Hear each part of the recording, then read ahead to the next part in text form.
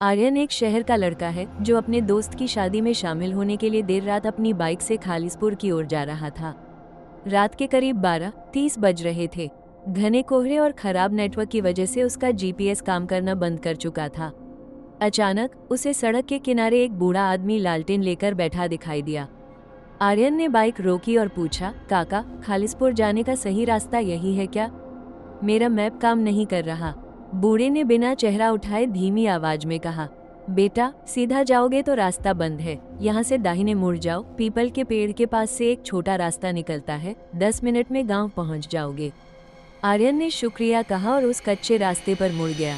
कुछ दूर चलने के बाद उसे एहसास हुआ कि रास्ता खत्म ही नहीं हो रहा। पेड़ और झाड़ियाँ एक जैसी लगने लगी। अचानक उसकी बाइक का पेट्रोल खत्म हो गया, जबकि टैंक फुल था। सन्नाटा इतना गहरा था कि उसे अपनी धड़कनें सुनाई दे रही थी। तभी उसे दूर से किसी के रोने की आवाज आई। वो आवाज उसकी अपनी माँ जैसी थी। आर्यन चौंक गया। माँ यहाँ इस जंगल में कैसे? वह आवाज का पीछा करने लगा। जैसे जैसे वो करीब पहुंचा, उसने देखा कि एक साया पेड़ के नीचे बैठा रो रहा है। जैसे ही उसने हाथ लगाया, वो साया गायब हो गया और पीछे से वही बूढ़ा आदमी फिर से प्रकट हुआ। लेकिन इस बार उसकी लंबाई 8 फीट थी और उसके पैर घुटनों से उल्टे मुड़े हुए थे। बूढ़ा खिलखिलाकर हंसा और बोला, आर्यन, तूने मेरी बात मानी, इसके लिए शुक्रिया। अब तू कभी यहाँ से बाहर नहीं जा पाएगा।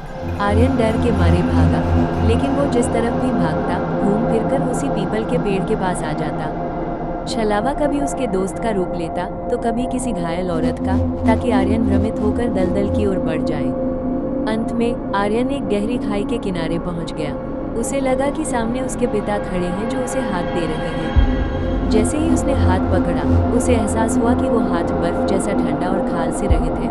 उसने ऊपर देखा तो वहाँ कोई चेहरा नहीं था, बस एक काला धुआं और 2 जलती हुई आंखें थीं। सुबह जब गांव वाले उस रास्ते से गुजरे तो उन्हें सड़क के किनारे सिर्फ आर्यन की लावारिस बाइक मिली। आर्यन का कहीं पता नहीं था।